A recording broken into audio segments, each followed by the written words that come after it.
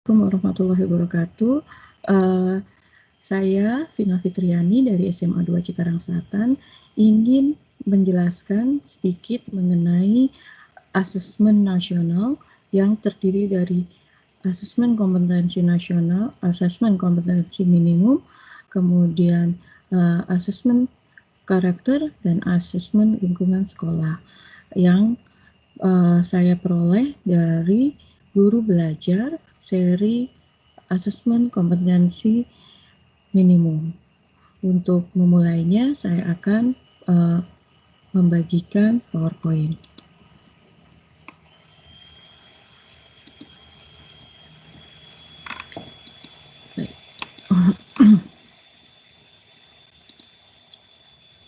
Ya, jadi hari ini itu mengenai asesmen nasional, AKA terdiri dari AKM, survei karakter, dan survei lingkungan belajar. Apa itu asesmen nasional? Nah, kita ketahui dulu latar belakangnya, mengapa sih ada asesmen nasional.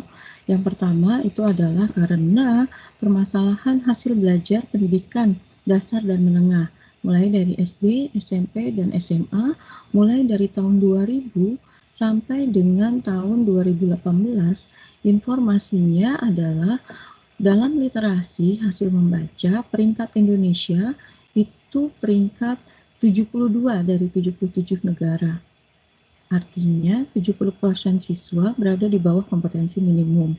Sedangkan literasi matematika pada tahun yang 2018 tadi itu peringkat 72 dari 78, di mana 71% siswa berada di bawah kompetensi minimum.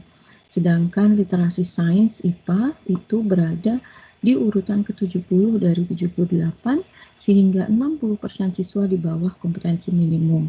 Dengan konsistensi berada di peringkat PISA terendah, bisa dikatakan bahwa 15 tahun ini stagnan. Terjadi ketidakberlanjutan pengembangan pendidikan di Indonesia. Namun demikian, selisih skor dengan rata-rata skor OECD sudah sedikit meningkat. Kemudian di sini juga yang meningkat adalah perundungan atau bullying. 41% siswa dilaporkan mengalami perundungan, di mana OECD mengatakan tiap negara rata-rata hanya 23%. Sehingga perundungan memiliki 21 poin lebih rendah dalam membaca, merasa sedih, ketakutan, kurang puas dengan hidupnya, dan juga mereka memiliki kecenderungan membolos sekolah. Ini berarti sekolah bukan lagi tempat untuk pengembangan diri secara karakter, selain tadi kompetensi yang harus dimiliki, sehingga perlu mengetahui apa saja yang terjadi di lingkungan belajarnya. Pola pikir untuk berkembang, 29% siswa setuju bahwa kepandaian adalah sesuatu yang bisa berubah, sehingga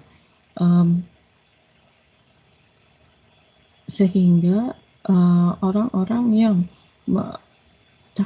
lebih banyak takut mengalami kegagalan dan lebih termotivasi menjadi ambisius bahwa pendidikan menjadi hal yang sangat penting. Perubahan asesmen ini terjadi karena materi ujian nasional sebagai asesmen lama memiliki cakupan kurikulum yang terlalu luas. Kemudian yang diuji juga penguasaan dari isinya, bukan penalaran dari siswa. UN menjadi indikator keberhasilan sebagai individu, sehingga berdampak secara psikologis bagi siswa, guru, dan orang tua. UN pada akhirnya hanya menghakimi seorang siswa dari aspek kognitifnya, dari hasil belajar siswa yang tidak menyentuh karakter siswa secara menyeluruh. Sedangkan asesmen baru yang disebut dengan asesmen nasional itu terdiri dari 3 komponen, yaitu asesmen kompetensi minimal, survei karakter, survei lingkungan belajar. Jadi ini hanya mengukur siswa yang berada di kelas 5, 8, dan 11 yang tujuan utamanya adalah memperbaiki mutu pembelajaran, di mana soal-soalnya mengacu pada praktik baik pada level internasional seperti PISA atau TIMSS. UN vs AKM secara lebih dalam kita bandingkan di mana tujuan pelaksanaannya kalau dulu mengetahui capaian hasil belajar murid secara individu bagi ujian nasional, asesmen nasional itu hanya mengevaluasi mutu dari sistem pendidikan, satuan pendidikan atau sekolahnya itu sendiri. Jenjang penilaiannya dulu hanya SMP, SD, SMP, SMA untuk ujian nasional, tapi ini pun SD, SMP, SMA, kemudian juga program kesetaraan seperti paket A, B, dan C. Level siswa 5, 8, 11, kalau dulu dilakukan sebagai kelulusan, untuk kelulusan itu di tingkat akhir pada tiap jenjang, subjek siswanya ini hanya diacak sebagai sampel, tidak semua siswa seperti UN dulu dengan model soal yang lebih berkembang, tidak hanya pilihan ganda dan isian singkat seperti ujian nasional, tapi juga ada pilihan ganda, menjodohkan, isian singkat, dan uraian. Sasarannya bukan hanya konten atau isi suatu mata pelajaran, tapi berupa kompetensi literasi, numerasi, karakter, serta kualitas dan iklim satuan pendidikan atau sekolah yang mendukung pembelajaran. Metode penilaiannya sama-sama computerized, hanya saja yang satu untuk asesmen nasional multi-stage adaptive testing berbeda dengan computer based test ataupun paper based test yang seperti dilakukan di ujian nasional. Nah, jadi sekali lagi bahwa asesmen nasional itu untuk mempotret kualitas pembelajaran di suatu sekolah, di suatu daerah sebagai umpan balik dan juga dapat menjadi dasar penyusunan program peningkatan kualitas pembelajaran di sekolah dan daerah. Pembagiannya yaitu asesmen nasional tadi yang dikerjakan adalah asesmen kompetensi minimal, survei karakter, survei lingkungan belajar. Nah, dengan menggunakan 3 instrumen tadi, gunanya masing-masing adalah kalau AKM mengukur literasi, membaca dan numerasi, kalau survei karakter mengukur sikap kebiasaan nilai yang sebagai hasil belajar non-kognitif, dan survei lingkungan belajar mengukur kualitas pembelajaran dan iklim sekolah yang menunjang pembelajaran. Nah, literasi membaca kalau di AKM, jadi sampai di mana pemahaman, penggunaan, evaluasi, merefleksikan berbagai jenis teks untuk menyelesaikan masalah. Kemudian kalau numerasi untuk konsep, prosedur, fakta, dan alat matematika untuk menyelesaikan masalah sehari-hari.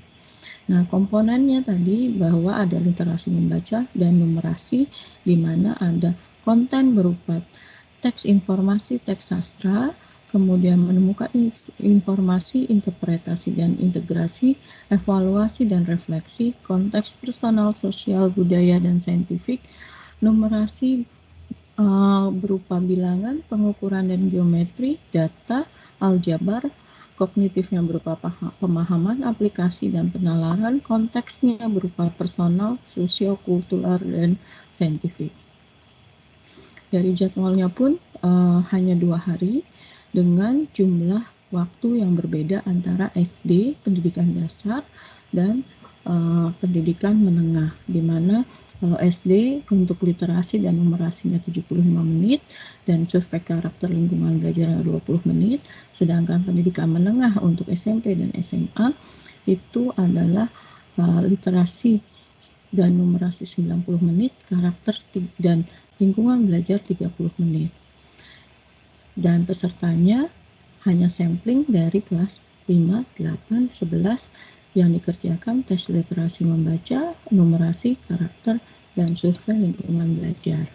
Nah, disinilah peran dari para guru untuk mendorong agar dapat meningkatkan literasi membaca dengan cara menyampaikan pendapatnya tentang suatu bacaan, kemudian memberikan pertanyaan sehingga siswa terlibat secara aktif, kemudian bagaimana membandingkan isi buku dibacanya dengan bacaan lainnya.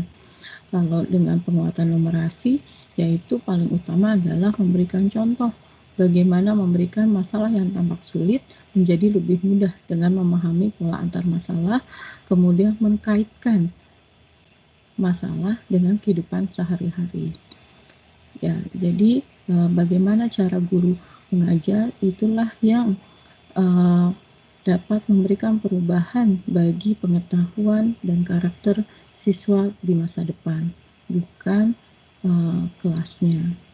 Terima kasih. Saya akhiri penjelasan saya. Semoga memberikan informasi yang cukup bagi Bapak Ibu guru semua. Assalamualaikum warahmatullahi wabarakatuh.